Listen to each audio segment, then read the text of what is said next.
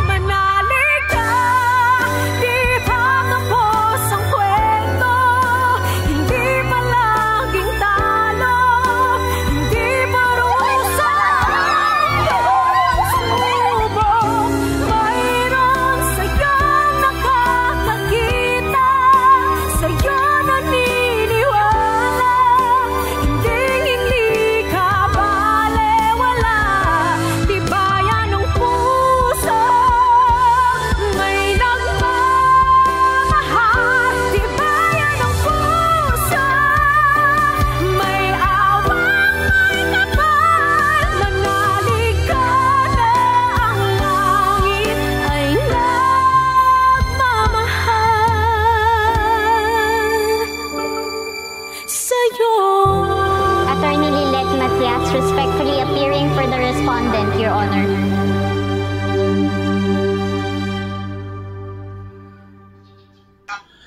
Okay, tayo ko. Napanood natin yung music video and at the same time napakinggan yung official soundtrack ng Lilith Matias. Tama ba yan? Yeah, Attorney at Law, na may title na May Nagmamahal and kinanta ni Hannah Priscilla.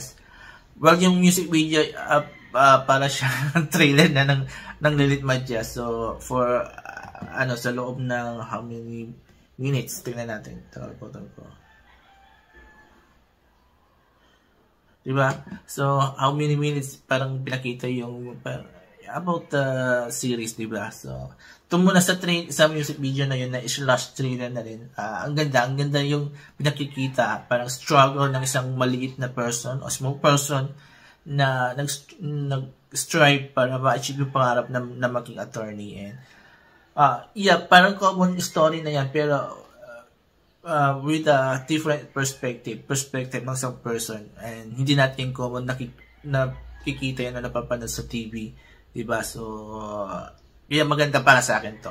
Diba? So, because the story is very inspiring, very, para sa mga taong nawala ng hope, diba? Kagaya ko, nawala na rin ako ng hope, pero this inspire me to do something better, diba? So, yun. Now, to sa music, to sa my official soundtrack, ang ganda ng song, makapagpagdamdamin, ramdam na ramdam mo yung emotion ng songs, and basta pagdating kay Hannah Priscillas, kapag siya nag-perform, siya yung kumanta, talagang matadala ka niya. Ang sarap. Tapos yung ganda pa ng boss niya, ang linis, ang swabe, as in, talagang matadala ka, everything. And kung anong emotion na pinapahati niya, makukuha mo. And to sa song na kinanta niya na may nagmamahal sa iyo, na-inspire ka, diba? It inspire you.